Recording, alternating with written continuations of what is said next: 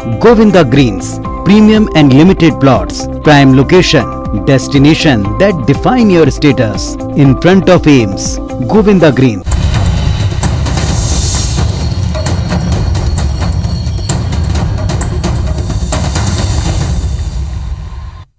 नमस्कार, मैं हूं आकांक्षा और आप देख रहे हैं आईबीसी 24 छत्तीसगढ़ से जुड़े हमारे इस खास बुलेटिन में आप सभी का स्वागत है।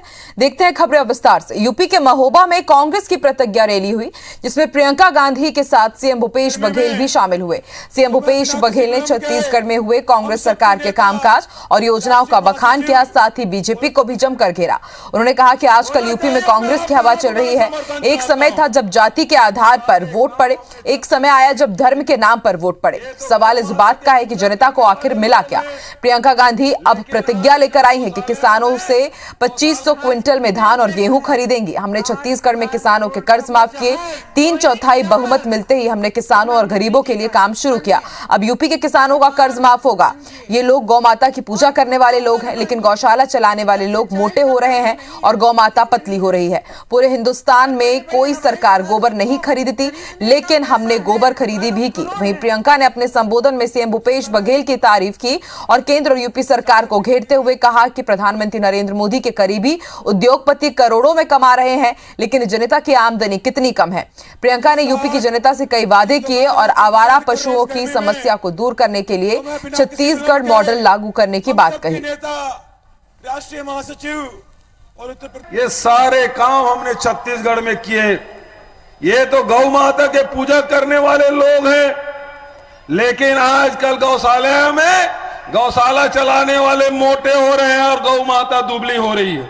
जो आवारा पशु की समस्या है उसको दूर करने के लिए जो छत्तीसगढ़ में मॉडल है वही हम यहाँ पे भी करवाएंगे। अमेरिका की फैक्ट्रियों की फोटो लगाते हैं अपने विज्ञापनों में, आंध्र प्रदेश के बांध की फोटो लगाते हैं, तो इनको तो कोई परवाह ही नहीं है कि सच्चाई बोलनी चाहिए जब जनता के सामने आते हैं। कांग्रेस के जन जागरण पदयात्रा में शामिल होने आबकारी मंत्री कवासी लखमा आज दंतेवाड़ा पहुंचे। कवासी लखमा दंतेवाड़ा पहुंचने से पहले भूसारास मैलावाड़ा होते हुए नकुल नार भी पहुंचे, जहां क्षेत्रीय विधायक देवती कर्मा और जिला अध्यक्ष अवधेश गौतम ने उनका स्वागत किया, जिसके बाद वो भी पदयात्रा में शामिल हुए। पदयात्रा के बाद उन्होंने आम सभा को भी संबोधित किया। देश में बढ़ती महंगाई के लिए लखमा ने केंद्र सरकार को जमकर घेरा। दंतेवाड़ा में उनकी पदयात्रा कांग्रेस भवन से शुरू होकर दंतेश्वरी मंदिर में खत्म हुई। मोदी का सरकार है।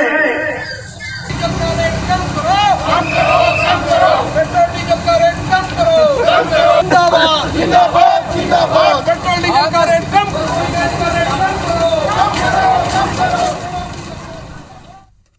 नगरीय निकाय चुनाव की तैयारियों को लेकर राज्य निर्वाचन आयुक्त ठाकुर राम सिंह ने आज मान्यता प्राप्त राजनीतिक दलों के प्रतिनिधियों के साथ बैठक की।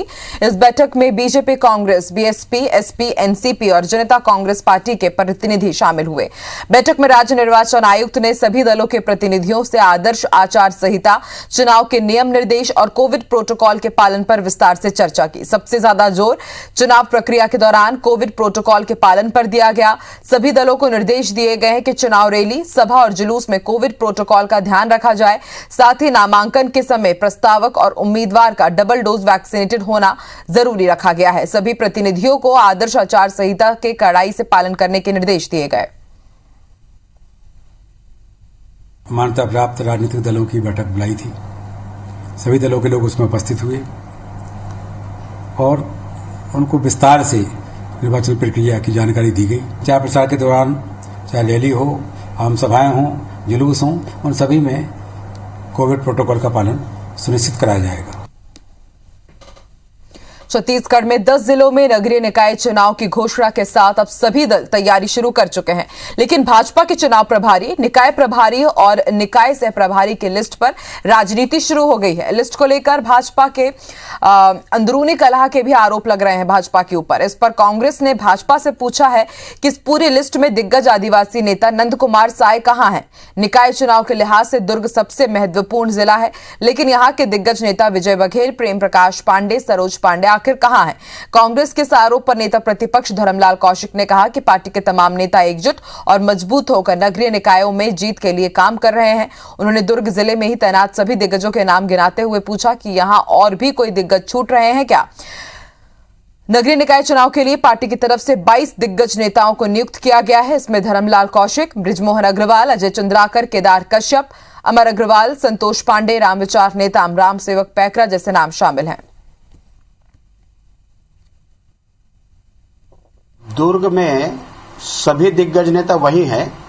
धर्म कौशिक उसमें है, बृजमोहन अग्रवाल उसमें है, संतोष पांडे उसमें है, शिवरतन शर्मा वहां है, भूपेन्द्र सवन्नी वहां है, और उसके बाद तो एक केवल आपका बीर गांव का है तो अजय चंद्राकर है।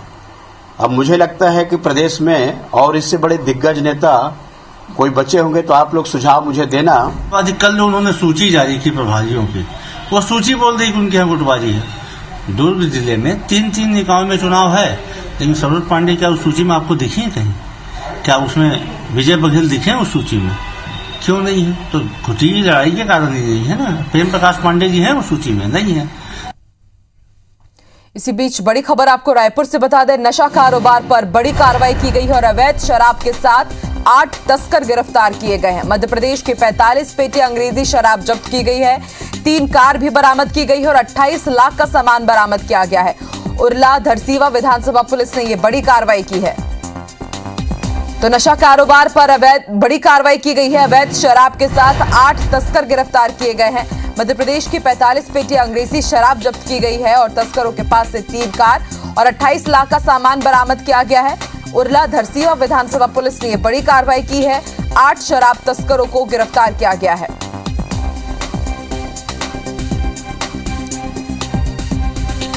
तो नशे के अवैध कारोबार के खिलाफ लगातार पुलिस बड़ी कार्रवाई कर रही है और तस्करों की भी गिरफ्तारी हुई है। आपको बता दें 8 तस्कर गिरफ्तार किए गए हैं। बताया जा रहा है कि मध्य प्रदेश से 45 पेटी शराब रायपुर लाई जा रही थी और उस दौरान ये बड़ी कार्रवाई की गई। और ज्यादा जानकारी के लिए बात करेंगे हमारे सहयोगी तहसीन से, जो इस वक्त हमारे साथ फोन लाइन पर मौजूद हैं। तहसीन, 8 तस्कर गिरफ्तार किए गए हैं अवैध शराब के साथ। तहसीन, आप सुन पा रहे हैं? चलिए, फिलहाल तहसीन से हमारा संपर्क नहीं हो पा रहा है, तो इस वक्त की बड़ी खबर आपको रायपुर से बता दें। उरला धरसीवा विधानसभा पुलिस ने बड़ी कार्रवाई करते हुए 8 तस्करों को गिरफ्तार किया है और इनके पास से 35 पेटी शराब भी जब्त की गई है। बताया जा रहा है कि मध्य प्रदेश से ये अंग्रेजी शराब लाई जा रही थी और 23 लाख रुपए का सामान बरामद किया गया है इनके पास से और 3 कार भी बरामद की गई है। जब्त कर लिया गया है इस पूरे ही सामान को। पुलिस इन तस्करों को गिरफ्तार कर चुकी है, इनसे पूछताछ की जा रही है। माना जा रहा है कि और भी कई बड़े खुलासे हो सकते हैं।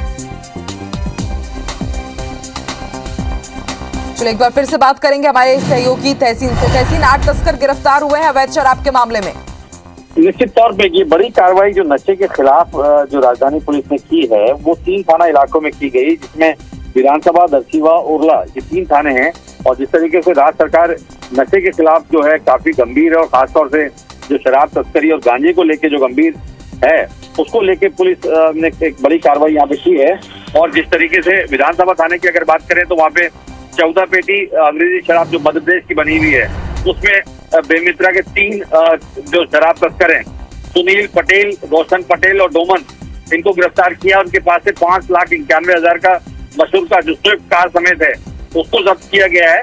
इसके अलावा धरसीवा अगर थाने की बात करें तो वहां से 15 पेटी गुआ मिला है, 3 मोबाइल मिले हैं और उसमें स्कॉर्पियो वाहन भी जब्त किया गया है। इसमें भी बेमित्रा दुर्ग के भी जो तस्कर हैं वो संजय वर्मा, ए मधुकर राव और विनोद कुमार सोनवानी को गिरफ्तार किया गया है। उरला इलाके में जो होंडा WRV को रोक के तलाशी ली गई तो उसमें कुल 14 पेटी जो अंग्रेजी शराब थी जो मध्य प्रदेश की बनी हुई थी उसको बरामद किया गया। कुल 10,80,000 रुपए का उरला में बरामद किया गया है, जिसमें 2 तस्करों को गिरफ्तार किया गया। राम जायसवाल दुर्ग और रामचंद्र राजभर इन दुर्ग को गिरफ्तार किया गया है। तो कुल अगर बात करें तो टोटल 45 पेटी अंग्रेजी शराब जो मध्य प्रदेश की है उसको तस्करी करके अलग अलग इलाकों में ले जाया जा रहा था। इसमें 8 आरोपी गिरफ्तार हुए। कुल 28 लाख रुपए का शराब और मशहूर का उसमें जब्त किया गया है। जी बिल्कुल तहसीन, बड़ी कार्रवाई है ये पुलिस की। शुक्रिया पूरी जानकारी के लिए।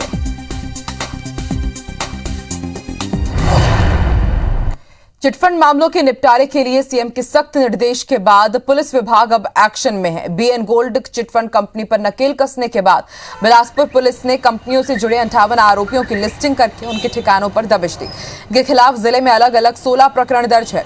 6 से ज्यादा स्पेशल टीम दिल्ली, वेस्ट बंगाल, ओडिशा समेत अन्य प्रदेशों में सक्रिय हैं। इतना ही नहीं, गिरफ्तार आरोपियों से करोड़ों रुपए के चल अचल संपत्ति का भी खुलासा हुआ है। इधर पत्थलगांव समेत जशपुर और कई जिलों में चिटफंड के करोड़ों के कारोबार और उसके साथ करोड़ों रुपए की ठगी करने वाले आरोपी गुरप्रीत सिंह को पुलिस ने गिरफ्तार कर लिया है। आरोपी ने पत्थलगांव में अपना कार्यालय खोलकर कम समय में रकम को दुगना करने का लालच देकर लोगों के साथ ठगी की थी।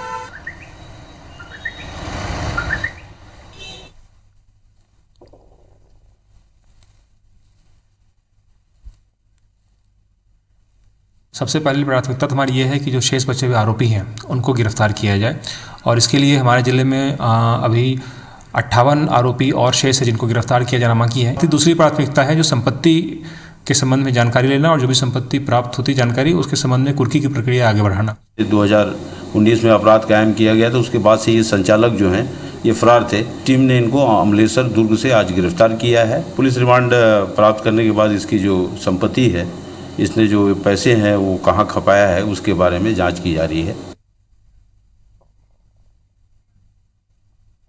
कोरबा जिले में रकम दोगुनी करने के लिए बैंक से आए फोन के झांसे में एसईसीएल में पदस्थ कर्मी आ गया।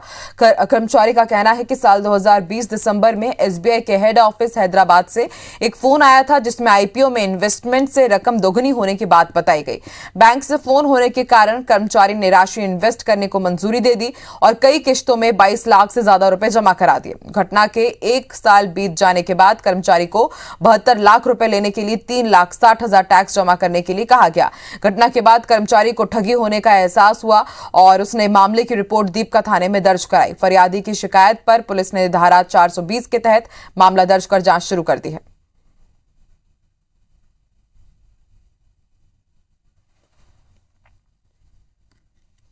सिलगेर में कैंप के विरोध में मूलवासी बचाओ संघ के नाम पर चलाए जा रहे आंदोलन को बरकरार होने का दावा किया जा रहा है। इसी बीच मूलवासी बचाओ मंच ने कृषि कानूनों की वापसी के ऐलान के बाद वीडियो जारी कर इस फैसले को किसान आंदोलन की जीत बताया और रैली निकाली। इस दौरान ग्रामीणों ने सिलगेर में कैंप हटाने और गोलीबारी में मारे लोगों के दोषियों पर कड़ी कार्रवाई की भी मांग की है।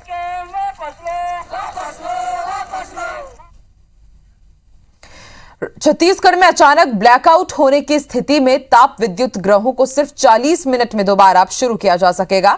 हसदेव बांगो जल विद्युत ग्रह से स्टार्टअप पावर सप्लाई करने को लेकर एक मॉक ड्रिल किया गया। जानकारी के मुताबिक अचानक ब्लैकआउट होने की स्थिति में पावर प्लांट्स को फिर से स्टार्ट करना मुश्किल होता है। इसके लिए तुरंत बिजली की आवश्यकता पड़ती है, जिसकी तत्काल आपूर्ति जल विद्युत संयंत्रों से ही हो सकती है। रायपुर के डगनिया स्थित बिजली कंपनी के मुख्यालय में लोड डिस्पैच सेंटर में इस ब्लैकआउट मॉक ड्रिल की मॉनिटरिंग मुंबई स्थित western regional load dispatch centre के एक्सपर्ट इंजीनियर स्काडा सिस्टम से कर रहे थे। इंडियन इलेक्ट्रिसिटी ग्रिड कोड और स्टेट ग्रिड कोड प्रावधानों के अनुसार साल में 2 बार इस तरह की मॉक ड्रिल करनी होती है। गोल्ड फ्रोजन फूड्स ने अब मध्य प्रदेश के मार्केट में भी एंट्री कर ली है। विदेशों की तर्ज पर ही अब भोपाल में भी गोल्ड फ्रोजन फूड्स प्रोडक्ट मिलेंगे। इसकी शुरुआत सहकारिता मंत्री अरविंद भदौरिया ने की और प्रोडक्ट को सराहा भी। इस दौरान कंपनी के डायरेक्टर अर्चित गोयल भी मौजूद रहे। अब भोपाल वासियों को भी गोल्ड फ्रोजन फूड्स का स्वाद चखने मिलेगा। त्रिलंगा स्थित महेश प्रोटीन में गोयल ग्रुप की श्री बजरंग अलायंस लिमिटेड ने गोल्ड फ्रोजन फूड्स का शुभारंभ किया है। इस मौके पर प्रदेश के सहकारिता मंत्री अरविंद भदौरिया, कंपनी के डायरेक्टर और सीएफओ अर्चित गोयल मौजूद रहे। सहकारिता मंत्री ने गोल्ड फ्रोजन की तारीफ करते हुए कहा कि कोविड काल में ऐसा प्रोजेक्ट बहुत जरूरी था। भागदौड़ भरी जिंदगी में गोल्ड फ्रोजन फूड्स बेहद सुविधाजनक प्रोजेक्ट साबित होगा। मंत्री ने इस प्रोडक्ट को सांची और सहकारी विक्रय केंद्रों पर भी बेचने पर विचार करने की बात कही है। इनका फूड्स जो है ना, बता रहे 2-4 महीने भी रखने के बाद भी खराब होने वाला नहीं है। उसमें कोई केमिकल वगैरह भी नहीं है, ऐसा गोयल साहब का कहना है। आज का ये डिपार्टमेंटल स्टोर शुरू हुआ है, तो शुभकामनाएं देता हूँ और गोयल साहब को भी शुभकामनाएं देता हूँ। इसी प्रकार से नए प्रकार के प्रयोग लगातार करते रहे। इस मौके पर कंपनी के डायरेक्टर अर्चित गोयल ने बताया कि ये प्रोडक्ट पूरी तरह शाकाहारी है। देश के 35 शहरों के साथ साथ 8 देशों में बेचा जा रहा है। भोपाल में 30 से ज्यादा आउटलेट्स पर ये प्रोडक्ट मिलेंगे। इसमें premium Malabar paratha, spring roll, garlic and cheeseful naan, soya shami kebab और सेवई खीर जैसे प्रोडक्ट शामिल हैं, जिन्हें बस चंद मिनटों में बनाया जा सकता है। इन प्रोडक्ट्स की एक्सपायरी डेट भी लंबे समय की है, जिसके चलते व्यापारी आसानी से इस पर विश्वास जता रहे हैं। इन फूड प्रोडक्ट्स में प्रोटीन, आयरन के साथ साथ शरीर को मिलने वाले सभी जरूरी पोषक तत्व शामिल हैं। ये प्रोडक्ट आज 30 से 35 शहरों के में बिक रहा है पूरे देश में अभी, और विदेशों में करीब 7 से 8 देशों में जा रहा है।